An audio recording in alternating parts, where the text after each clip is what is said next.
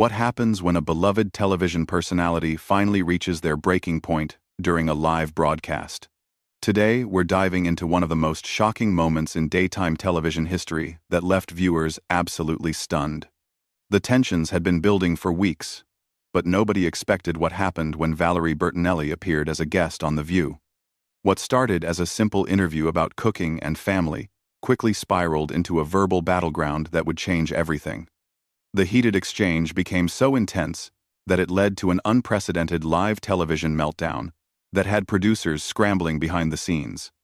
Before we get into all the explosive details, make sure to hit that subscribe button and let me know in the comments what you think really caused this dramatic fallout.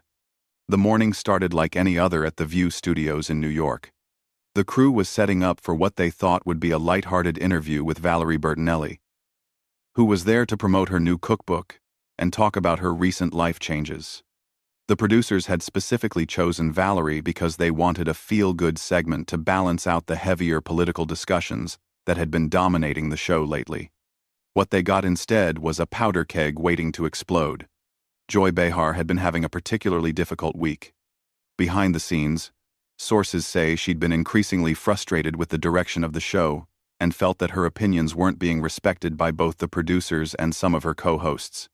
She'd been making comments about feeling undervalued and overlooked, especially when it came to booking decisions and segment planning. Little did anyone know that this simmering resentment was about to boil over in the most public way possible. As the cameras rolled and the show went live, everything seemed normal at first. Whoopi Goldberg introduced the segment with her usual warmth, welcoming Valerie to the table with genuine enthusiasm. The other co-hosts chimed in with their greetings, and Valerie seemed relaxed and happy to be there. She started talking about her cookbook, sharing some personal stories about rediscovering her love for cooking after going through some difficult times in her personal life. "You know, cooking has always been my therapy," Valerie said with a smile. "But lately it's become something even more meaningful. It's about nourishing not just my body but my soul." The audience was clearly connecting with her heartfelt words, and the interview was flowing beautifully. That's when Joy decided to interject. "Well, that sounds wonderful and all," Joy said with a slight edge to her voice that the others immediately picked up on. "But don't you think it's a little privileged to talk about cooking as therapy when so many people can barely afford groceries right now?" The comment came out of nowhere and completely shifted the energy in the room. Valerie looked genuinely surprised by the hostile tone. "I'm sorry, I don't understand what you mean by that," Valerie responded, trying to keep her composure. "I've actually been very open about my own financial struggles and how cooking helped me get through some really tough times. I'm not sure why you're making this about privilege." Joy leaned forward in her chair, her voice getting sharper. "Oh, please. You're a celebrity with multiple houses talking about how cooking heals your soul. Do you have any idea how tone-deaf that sounds? While regular people are choosing between paying rent and buying food, you're here promoting another cookbook that probably costs $30. The tension in the studio became palpable. Whoopi tried to jump in, to redirect the conversation, but Joy wasn't having it. She continued her attack with increasing intensity. "And another thing, why is it that every time a celebrity goes through a divorce or breakup, they suddenly become a cooking expert? It's like you all have the same publicist feeding you the same script about finding yourself in the kitchen." Valerie's face began to flush, but she maintained her dignity. "Joy, I really don't appreciate the personal attacks. I came here to talk about something that genuinely helped me through a difficult period in my life. I never claimed to be an expert, and I certainly never suggested that my experience was universal. I shared my story hoping it might help someone else who's going through something similar." "Help someone else?" Joy scoffed, rolling her eyes dramatically. "The only thing you're helping is your bank account. This whole reinventing yourself through cooking thing is just another celebrity cash grab, and frankly, I'm tired of pretending otherwise." The other co-hosts were now exchanging worried glances, clearly uncomfortable with how aggressive Joy was being toward their guest. Sarah Haynes attempted to step in, saying, "I think what Valerie is trying to share is really beautiful, and many people do find comfort in cooking during difficult times. But Joy immediately turned her fire toward Sarah as well. "Oh, you think it's beautiful too?" Joy snapped. "Of course you do.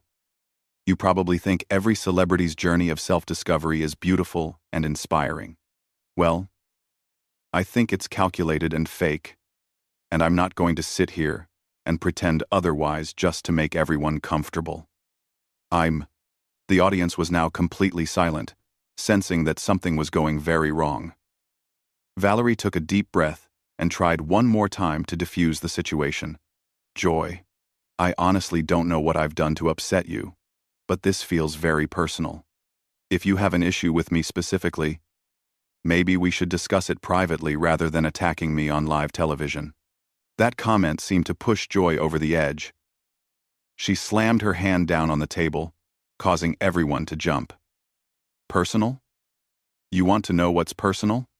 What's personal is watching this show turn into a celebrity therapy session where we're supposed to nod along and praise every has-been actor who writes a cookbook. What's personal is being told I need to be nicer to guests who are clearly just here to sell their products." Whoopi finally had enough and tried to take control. "Joy, I think we need to take a breath here and remember that we have a guest." But Joy was beyond reasoning at this point. She stood up from her chair, her face red with anger, and pointed directly at Valerie. "Don't lecture me about taking a breath, Whoopi. I've been taking breaths for years while watching this show lose its edge and turn into some kind of celebrity love fest. Well, I'm done taking breaths, and I'm done pretending that every C-list celebrity who stumbles onto this stage deserves our respect just because they wrote a book about finding themselves."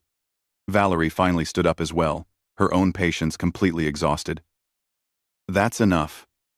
I don't know what your problem is, but I'm not going to sit here and let you disrespect me like this. I came here as a guest, and you're treating me like I personally wronged you somehow." Joy laughed bitterly. "Wronged me? Honey, you couldn't wrong me if you tried. You're not important enough to wrong me. You're just another aging actress desperately trying to stay relevant by writing cookbooks and talking about your feelings.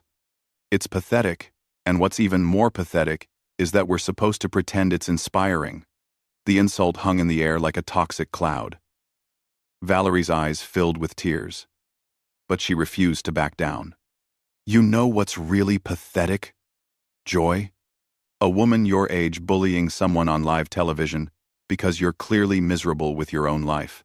I feel sorry for you." Those words hit Joy like a physical blow. Her face went from red to almost purple, and for a moment she seemed completely speechless. The studio fell into an eerie silence as everyone waited to see how she would respond. When she finally spoke, her voice was low and dangerous, barely controlled rage seething beneath the surface. "Miserable with my own life?" Joy repeated slowly, her eyes locked on Valerie. "You think I'm miserable? Let me tell you what miserable looks like, sweetheart. Miserable is being a washed-up actress who peaked in the 80s and now has to write cookbooks to pay the bills. Miserable is having to reinvent yourself every few years because nobody remembers why they cared about you in the first place." Valerie shook her head in disbelief. "This is unbelievable. I've never experienced anything like this in 20 years of doing interviews. What is wrong with you?" "No. What's wrong with me?" Joy's voice was rising again, all pretense of professionalism completely abandoned. "What's wrong is that I've been doing television longer than you've been relevant, and I have to sit here and listen to your sob story about finding yourself through cooking like it's some kind of profound revelation. What's wrong is that this show used to have standards." Whoopi stood up from her chair, clearly trying to regain control of the situation. "Joy, that's enough. We need to go to commercial right now."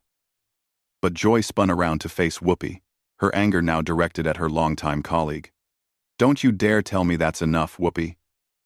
You've been letting this show turn into a joke for years, booking these nobody guests and expecting us to treat them like they matter. Well, I'm not playing that game anymore." The other co-hosts were frozen in shock. Sarah looked like she was about to cry, and the newer panel members seemed terrified to say anything. The audience was completely silent, sensing they were witnessing something unprecedented.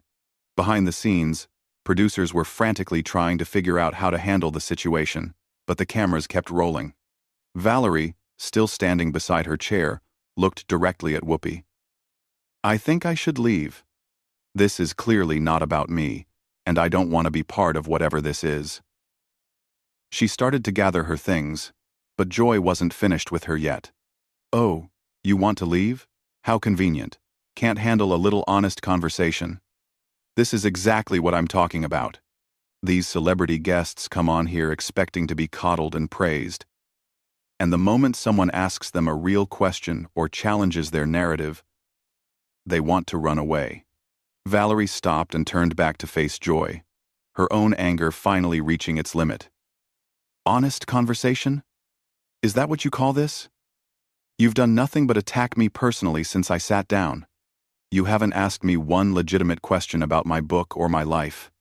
You've just been cruel and nasty for no reason that I can understand." "Cruel and nasty?" Joy laughed harshly.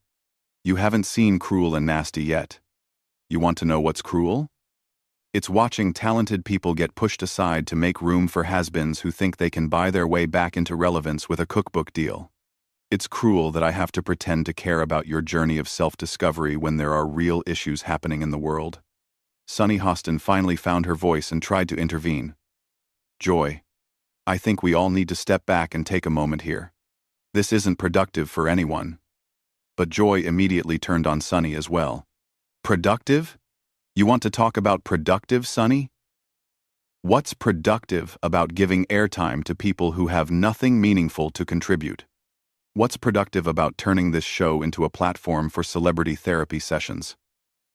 Joy's voice was getting louder and more erratic with each word. Valerie had heard enough. She looked directly into the camera and addressed the audience. "I want to apologize to anyone watching this. I came here to share something positive, and instead, you're witnessing something very ugly. This isn't who I am, and I hope it's not who this show wants to be either."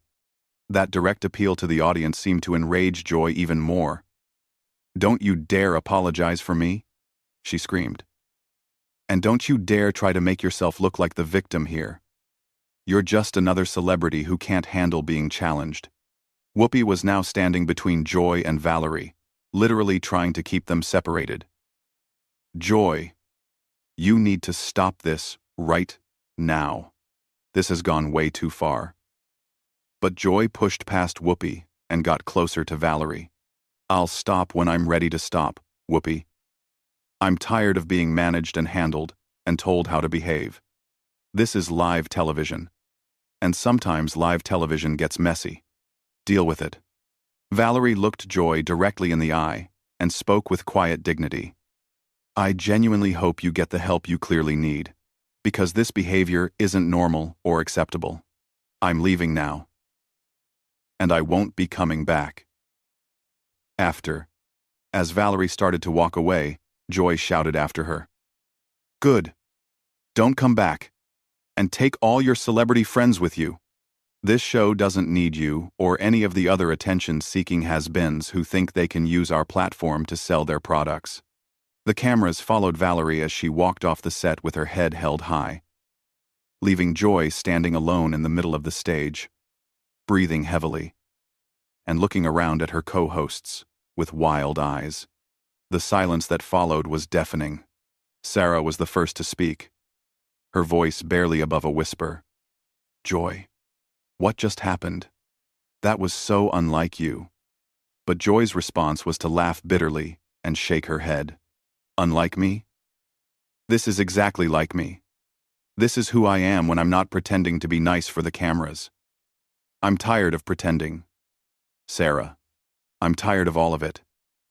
She looked around at her colleagues, and for the first time, there seemed to be a flicker of uncertainty in her eyes. Whoopi tried once more to salvage the situation. "Joy, let's just sit down and finish the show. We can talk about this later." But Joy was beyond reasoning. She looked at Whoopi with something that might have been pity. "Finish the show? You think we can just pretend this didn't happen? and go back to talking about cooking tips and celebrity gossip? You think the audience is going to forget what they just witnessed? She gestured toward the cameras that were still rolling, capturing every moment of her breakdown. I don't know how to pretend anymore, Whoopi. I don't know how to sit here and smile and nod while this show turns into something I don't recognize. I don't know how to be fake and pleasant when everything about this feels wrong to me. The raw honesty in her voice was almost more disturbing than her earlier anger. Her colleagues exchanged worried glances, clearly unsure how to respond to this version of Joy they'd never seen before. In the control room, producers were having heated discussions about whether to cut the cameras, but the train wreck was so compelling that they couldn't bring themselves to stop filming.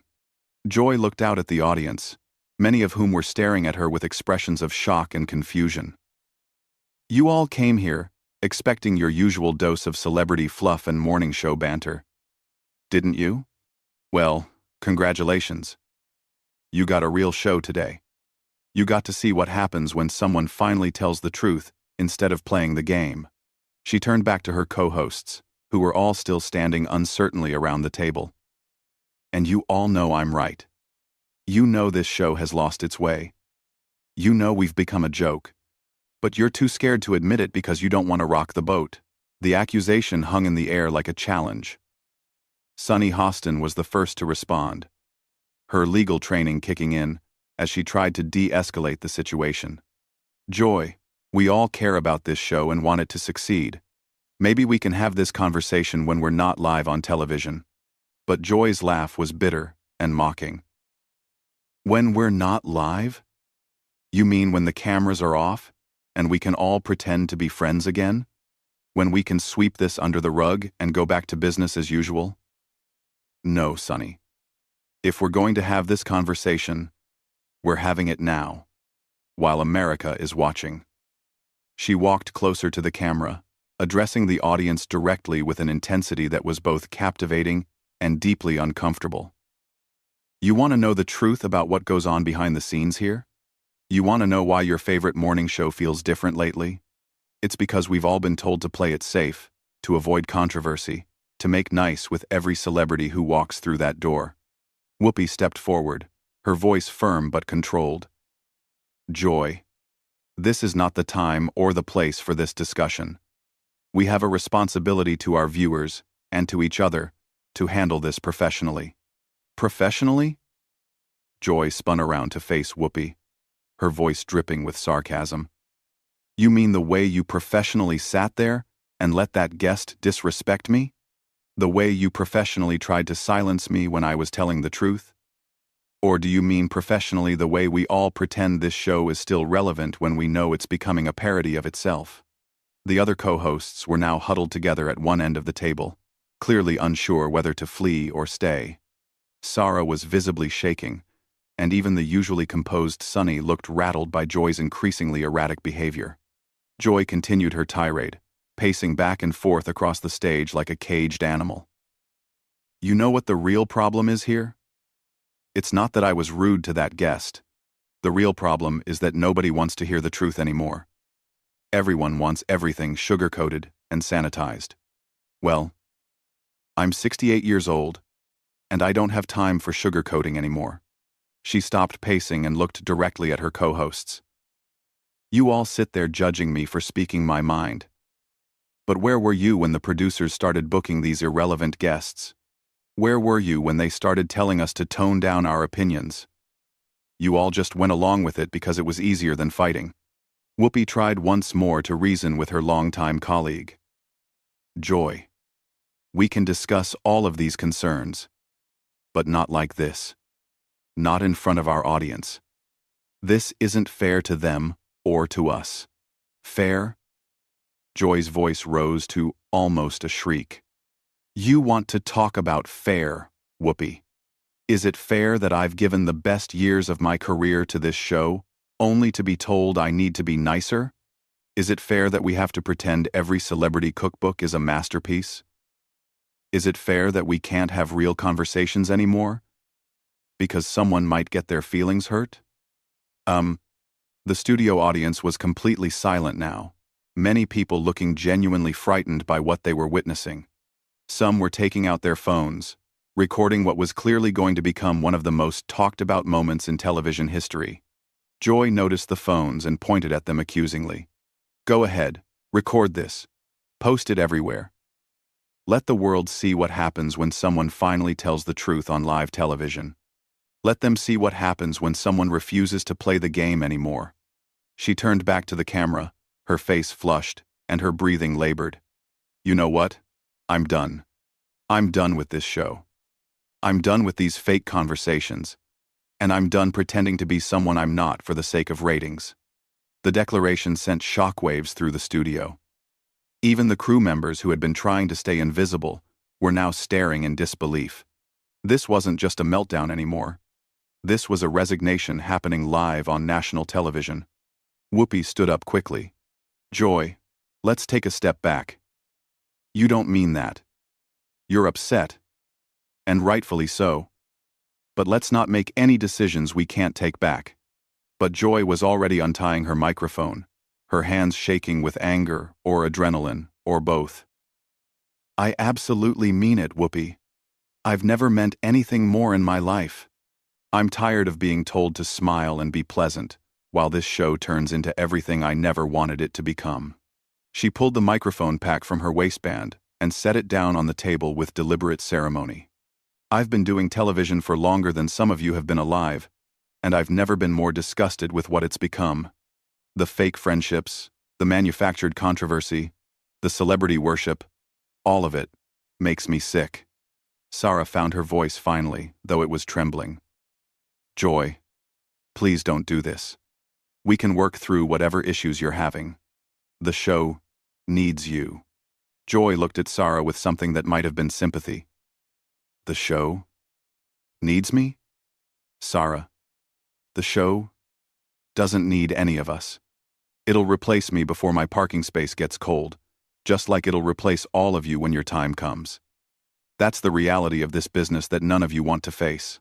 She began gathering her personal items from the table, moving with the mechanical precision of someone who had made an irrevocable decision. "I started in this business when women had to fight for every opportunity, when we had to be twice as good and work twice as hard just to get noticed. And now, look what we've become. We sit around a table gossiping about celebrities and pretending it's journalism." Whoopi made one final attempt to save the situation. "Joy, I'm begging you. Don't end it like this. Don't let one bad day destroy everything you've built here." Joy stopped what she was doing and looked at Whoopi with genuine sadness in her eyes. "One bad day? Whoopi, this isn't one bad day. This is years of frustration finally boiling over. This is me finally admitting that I don't belong here anymore. And maybe I never did." She picked up her purse and walked toward the edge of the stage, then turned back one last time to face the cameras. "To anyone watching this who thinks I've lost my mind, you're probably right. I've lost my mind trying to fit into a world that doesn't make sense anymore. I've lost my mind trying to be polite when I wanted to be honest. I've lost my mind pretending that celebrity culture isn't toxic and that morning television isn't contributing to the dumbing down of America." The studio was so quiet, you could hear the hum of the cameras. Joy looked around at her former colleagues one last time, and when she spoke again, her voice was calmer, but filled with finality. "I wish you all the best, I really do, but I can't be part of this anymore. I can't sit at that table and pretend that what we do here matters when it so clearly doesn't. I can't smile and nod while guests like that woman come on here to sell their products disguised as inspiration." With that, she walked off the stage, leaving her stunned co-hosts staring after her. The cameras kept rolling, capturing every second of the aftermath. Whoopi eventually found her voice and tried to address the audience.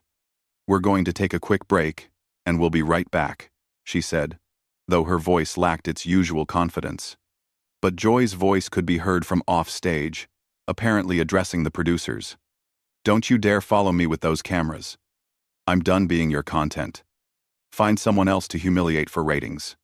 The show eventually cut to commercial, but the damage was done.